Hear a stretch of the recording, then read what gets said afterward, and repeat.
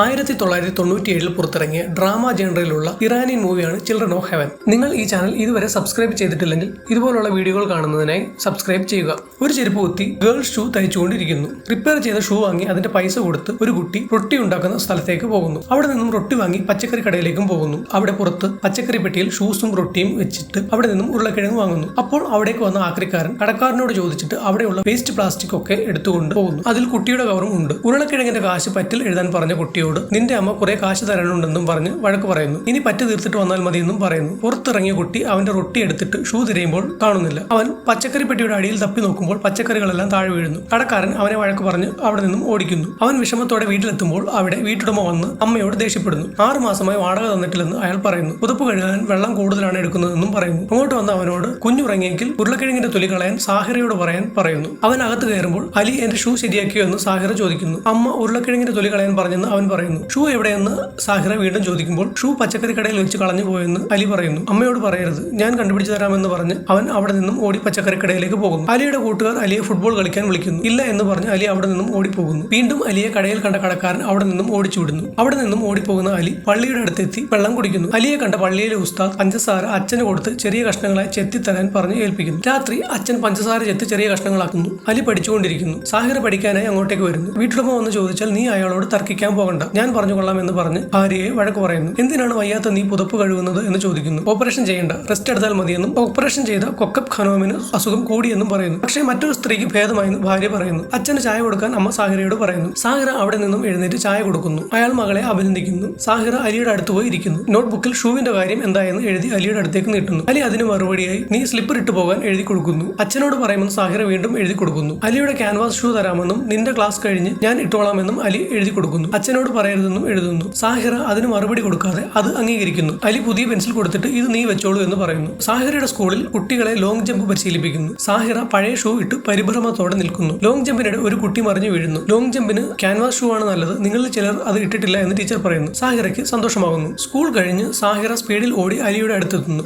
എന്താണ് ഇത്ര വൈകിയതെന്ന് അലി ചോദിക്കുമ്പോൾ സ്കൂൾ കഴിഞ്ഞ ഉടനെ ഞാൻ ഓടിയാണ് വന്നതെന്ന് സാഹിറ പറയുന്നു. അവർ പരസ്പരം ചെരുപ്പ് മാറ്റിയ ശേഷം അലി സ്കൂളിലേക്ക് ഓടുന്നു. സ്കൂളിൽ താമസിച്ചെത്തിയ അലിയെ പ്രിൻസിപ്പൽ കാണുന്നു. വീട്ടിൽ തിരിച്ചെത്തിയ അലി അമ്മയോട് പറഞ്ഞില്ലല്ലോ എന്ന് സാഹിറയോട് ചോദിക്കുന്നു. ഇല്ല എന്ന് സാഹിറയും. ഷൂ മുഴുവൻ അഴുക്കാണ് എന്ന് സാഹിറ പറയുന്നു. അത് നമുക്ക് കഴുകി വൃത്തിയാക്കാമെന്ന് അലിയും പറയുന്നു. അവർ ഷൂ കഴുകി വൃത്തിയാക്കുന്നു. സോപ്പ് പത കൊണ്ട് കുമിളകൾ ഉണ്ടാക്കി കളിക്കുന്നു. കഴുകിയ ഷൂ പുറത്ത് ഉണക്കാൻ വെച്ചിരിക്കുന്നു. രാത്രി ഭക്ഷണം കഴിക്കുമ്പോൾ കുട്ടികൾ അമ്മയെ സഹായിച്ച കാര്യം പറയുന്നു. അടുത്ത മാസം ശമ്പളം കിട്ടുമ്പോൾ 2 പേർക്കും സമ്മാനം വാങ്ങി തരാമെന്ന് അച്ഛൻ പറയുന്നു. രാത്രി അവിടെ മഴ പെയ്യുന്നു. സാഹിറ അലിയെ എഴുന്നേൽപ്പിച്ച് ഷൂ എടുത്തുകൊണ്ട് വരാൻ പറയുന്നു. അടുത്ത ദിവസം സാഹിറയുടെ സ്കൂളിൽ എക്സാം നടക്കുന്നു. സമയം എന്തായെന്ന് സാഹിറ ടീച്ചറോട് ചോദിക്കുന്നു. ആവശ്യത്തിന് സമയമുണ്ടെന്ന് ടീച്ചർ മറുപടി പറയുന്നു. സാഹിറ പെട്ടെന്ന് എക്സാം എഴുതി തീർത്ത് പേപ്പർ കൊടുത്തിട്ട് ഞാൻ പോകട്ടെ എന്ന് ടീച്ചറോട് ചോദിക്കുന്നു. ടീച്ചർ സമ്മതിക്കുന്നു. സാഹിറ ഓടി അലിയുടെ അടുത്തേക്ക് പോകുന്നു. വഴിയിൽ സാഹിറയുടെ ഷൂ ഓടയിൽ വീഴുന്നു. സാഹിറ അതെടുക്കാൻ ഓടുന്നു. അത് കോൺക്രീറ്റ് സ്ലാബിന്റെ അടിയിൽ കുടുങ്ങി കിടക്കുന്നു. സാഹിറ അതിനടുത്തിരുന്ന് കരയുന്നു. അത് കണ്ട കടക്കാരൻ അങ്ങോട്ടേക്ക് വന്ന് ഷൂ എടുക്കാൻ സഹായിക്കുന്നു. വീണ്ടും ഒഴുകി പോകുന്ന ഷൂ മറ്റൊരു ശുചീകരണ തൊഴിലാളി എടുത്തുകൊടുത്ത് സഹായിക്കുന്നു. നനഞ്ഞ ഷൂവുമായി സാഹിറ അലിയുടെ അടുത്തെത്തുന്നു. എനിക്ക് ഈ ഷൂ വേണ്ട, ഇത് വലുതാണെന്ന് സാഹിറ പറയുന്നു. അച്ഛനോട് പറയുമെന്നും പറയുന്നു. അച്ഛന്റെ കയ്യിൽ മാസാവസാനം വരെ കാശുണ്ടാകില്ല. അച്ഛന്റെ കയ്യിൽ കാശില്ലാത്തതിനാൽ നീ ഇത് പറഞ്ഞാൽ കടം വാങ്ങേണ്ടി വരുമെന്നും നമ്മളെ 2 പേരെയും വഴക്ക് പറയുമെന്നും അലി പറയുന്നു. നിനക്കിത് മനസ്സിലാകുമെന്നാണ് ഞാൻ കരുതിയത് എന്ന് പറഞ്ഞ് അലി ഓടി സ്കൂളിലേക്ക് പോകുന്നു. പ്രിൻസിപ്പൽ അലിയെ കാണുന്നു. നീ സ്ഥിരം ലേറ്റ് ആണല്ലോ എന്ന് പറയുന്നു. ഷൂ വെള്ളത്തിൽ പോയെന്ന് അലി പറയുന്നു. പ്രിൻസിപ്പൽ അലിയുടെ പോക്കറ്റിൽ ഇരുന്ന സോക്സ് എടുത്തിട്ട്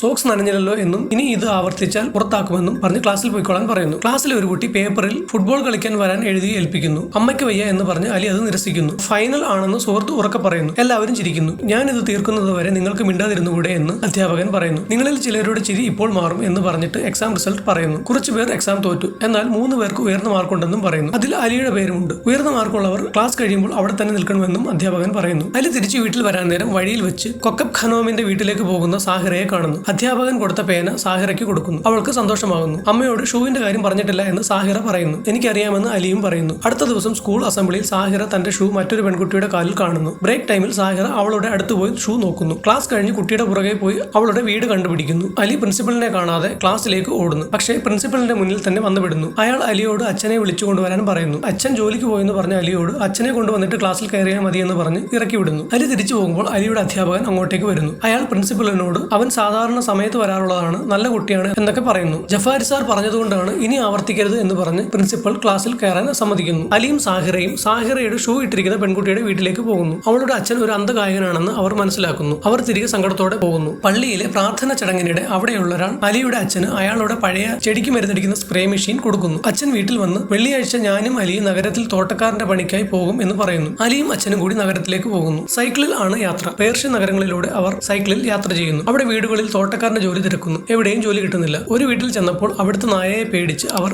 അവിടെ നിന്നും ഓടിപ്പോകുന്നു. ക്ഷീണിച്ച് ഒരിടത്തിരുന്ന അലി അവിടെ ഒരു വീടിന്റെ ഗേറ്റിന് മുന്നിൽ പൈപ്പ് കണ്ട് അവിടെ പോയി വെള്ളം കുടിക്കുന്നു. അപ്പോൾ അവിടെ ഗേറ്റിലെ വീഡിയോ ഡോർ ഫോണിൽ ഒരു കുട്ടി അലിയെ വിളിക്കുന്നു. അവിടെ ജോലിയുണ്ടോ എന്ന് അലി തിരക്കുന്നു. അച്ഛനോട് ചോദിക്കാൻ അലി പറയുന്നു. അച്ഛനും അമ്മയും അവിടെ ഇല്ല എന്ന് കുട്ടി പറയുന്നു. പിന്നെ ആരുണ്ടെന്ന് ചോദിക്കുമ്പോൾ മുത്തച്ഛനുണ്ടെന്നും ഉറങ്ങുകയാണെന്നും കുട്ടി പറയുന്നു. അലി അവനോട് യാത്ര പറഞ്ഞ് അവിടെ നിന്നും അച്ഛനോടൊപ്പം പോകുന്നു. അപ്പോൾ പുറകിൽ നിന്നും കുട്ടിയുടെ വിളി കേൾക്കുന്നു. കൂടെ മുത്തച്ഛന്റെയും. മുത്തച്ഛൻ അവർക്ക് അവിടെ ജോലി കൊടുക്കുന്നു. ചെടിക്ക് മരുന്നടിക്കലും തടമെടുക്കലും ഒക്കെയായി അലിയുടെ അച്ഛൻ അവിടെ ജോലി ചെയ്യുന്നു. അലി കുട്ടിയുടെ കൂടെ കളിക്കുന്നു. വീട്ടുടമ അവർക്ക് ശമ്പളം കൊടുക്കുന്നു. ശമ്പളം കൂടുതലാണെന്ന് അലിയുടെ അച്ഛൻ പറയുന്നു. നിങ്ങൾ ചെയ്ത ജോലിക്കുള്ള പണമാണെന്ന് ഉടമസ്ഥൻ പറയുന്നു. അവർ സന്തോഷത്തോടെ ഗ്രാമത്തിലേക്ക് തിരിക്കുന്നു. ഒരു മാസം ലീവ് എടുത്ത് ഈ പണി ചെയ്യാമെന്ന് അച്ഛൻ അലിയോട് പറയുന്നു. നമുക്ക് വലിയ വീട്ടിലേക്ക് മാറാം, പിന്നെ സാധനങ്ങളൊക്കെ വാങ്ങാമെന്നും അച്ഛൻ പറയുന്നു. സാഹിറയ്ക്ക് ഒരു ജോഡി ഷൂ വാങ്ങി കൊടുക്കണമെന്ന് അലി പറയുന്നു. അവളുടെ ഷൂ കീറിയതാണെന്നും പറയുന്നു. രണ്ടുപേർക്കും ഓരോ ജോഡി ഷൂ വാങ്ങി തരാമെന്ന് അച്ഛൻ പറയുന്നു. ഇറക്കത്തിലൂടെ പോകുന്ന സൈക്കിളിന് ബ്രേക്ക് കിട്ടുന്നില്ല. സൈക്കിൾ ഒരു മരത്തിൽ ഇടിച്ചു വീഴുന്നു. പൊളിഞ്ഞ സൈക്കിളുമായി ഒരു വണ്ടിയിൽ അവർ ഗ്രാമത്തിലേക്ക് പോകുന്നു. വീട്ടിലെത്തിയപ്പോൾ വീണ്ടും വാടകക്കാരൻ വന്ന കാര്യം ഭാര്യ പറയുന്നു. അയാളോട് സംസാരിച്ചു കൊള്ളാമെന്ന് അച്ഛൻ പറയുന്നു. അടുത്ത ദിവസം സ്കൂളിൽ നിന്ന് അലിയുടെ അടുത്തേക്ക് ഓടുന്ന സാഹിറയുടെ ബാഗിൽ നിന്നും അലി കൊടുത്ത പേന നഷ്ടപ്പെടുന്നു. അത് സാഹിറയുടെ ഷൂ ഇട്ട കുട്ടിക്ക് കിട്ടുന്നു. അവൾ സാഹിറയെ വിളിക്കുന്നു. പക്ഷേ സാഹിറ കേൾക്കാതെ ഓടിപ്പോകുന്നു. അലിയുടെ സ്കൂളിലെ സ്പോർട്സ് ടീച്ചർ ആ പ്രദേശത്ത്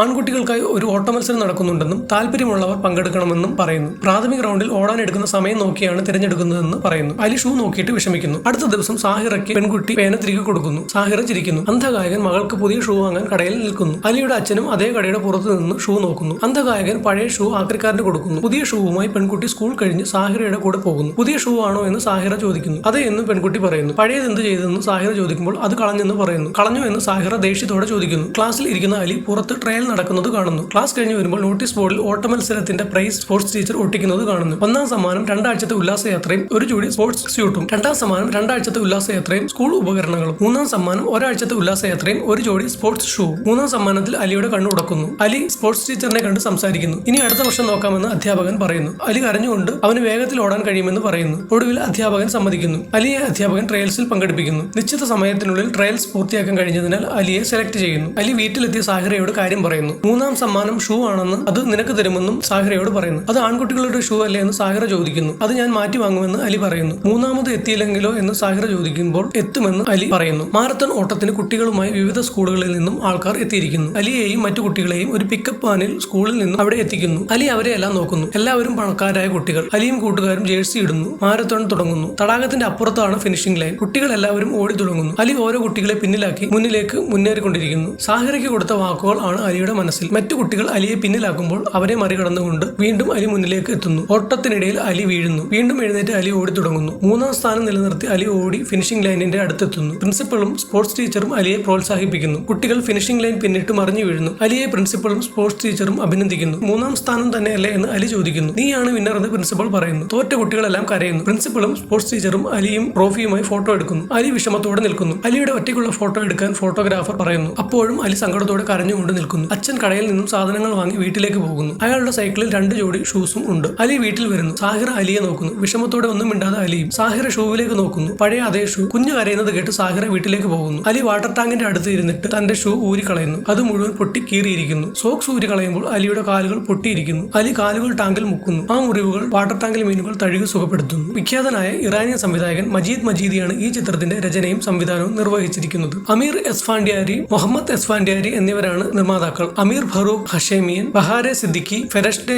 സർബാൻഡി, നഫീസെ ജാഫർ മുഹമ്മദി, ദരുഷ് മൊക്താരി തുടങ്ങിയവരാണ് അഭിനയിച്ചിരിക്കുന്നത്. പർവീസ് മലൈക്സേദാണ് ഛായാഗ്രഹണം. കെയ്വാൻ ജഹാൻഷാഹിയാണ് ബാക്ക്ഗ്രൗണ്ട് സ്കോർ ചെയ്തിരിക്കുന്നത്. ടെഹ്റാനിലാണ് ഈ ചലച്ചിത്രം ചിത്രീകരിച്ചിരിക്കുന്നത്. കഴിയുന്നത്ര തനിമ ലഭിക്കാൻ ക്യാമറ പലപ്പോഴും ഒളിച്ചു വെച്ചാണ് ചിത്രം ചിത്രീകരിച്ചിരിക്കുന്നത്. ഇത് സാധാരണ ഇറാനിയൻ ചിത്രങ്ങളെക്കാൾ നിർമ്മാണ ചെലവ് കൂടാൻ കാരണമായിട്ടുണ്ട്. ഇറാനിൽ സാമ്പത്തിക വിജയം നേടിയ ഈ ചിത്രം അമേരിക്കയിൽ മിറാമാക്സ് പ്രദർശനത്തിന് വിതരണം ചെയ്യുകയും വൻ ലാഭം നേടുകയും ചെയ്തു. എല്ലാത്തരം പ്രേക്ഷകരാലും മിക്കവാറും അംഗീകരിക്കപ്പെട്ട ചിത്രമാണ് ചിൽഡ്രൻ ഓഫ് ഹെവൻ. 1998 മികച്ച വിദേശ ചിത്രത്തിനുള്ള അക്കാദമി പുരസ്കാരത്തിന് ഈ ചിത്രം നാമനിർദ്ദേശം ചെയ്യപ്പെട്ടിരുന്നു. നിരവധി ചലച്ചിത്രമേളകളിലും ചിത്രം പുരസ്കാരങ്ങൾ നേടിയിട്ടുണ്ട്. പ്രിയദർശന്റെ സംവിധാനത്തിൽ 2010 പുറത്തിറങ്ങിയ ബമ്പം പോലെ എന്ന ഹിന്ദി ചിത്രം ചിൽഡ്രൻ ഓഫ് ഹെവന്റെ റീമേക്കാണ്. Majid Majidi 2015 Muhammad the messenger of God എന്ന മറ്റൊരു ഇറാനി ചിത്രം സംവിധാനം ചെയ്തിട്ടുണ്ട്. AR റഹ്മാനാണ് ചിത്രത്തിന്റെ ബാക്ക്ഗ്രൗണ്ട് സ്കോർ ചെയ്തിരിക്കുന്നത്. ബിഗ് ബഡ്ജറ്റിൽ പുറത്തിറങ്ങിയ ചിത്രം നബിയെ ചിത്രീകരിച്ചു എന്നതിനാൽ വലിയ വിവാദമാവുകയും റഹ്മാനെതിരെ ഇന്ത്യയിലെ മുസ്ലിം സംഘടനകൾ ഫത്വ ഇറക്കുകയും ചെയ്തിരുന്നു. തുടർന്ന് 2017 ബിയോണ്ട് ദി ക്ലൗഡ്സ് എന്ന ഹിന്ദി ചിത്രവും മജീദ് സംവിധാനം ചെയ്തു. റഹ്മാൻ തന്നെയാണ് ആ ചിത്രത്തിന്റെയും ബാക്ക്ഗ്രൗണ്ട് സ്കോർ ചെയ്തിരിക്കുന്നത്. ചിൽഡ്രൻ ഓഫ് ഹെവൻ ആമസോൺ പ്രൈമിൽ കാണാവുന്നതാണ്. ചിത്രത്തെക്കുറിച്ച് നിങ്ങളുടെ അഭിപ്രായം കമന്റ് ചെയ്യുക. മറ്റൊരു ചിത്രത്തിന്റെ വിവരണവുമായി അടുത്ത വീഡിയോയിൽ കാണാം.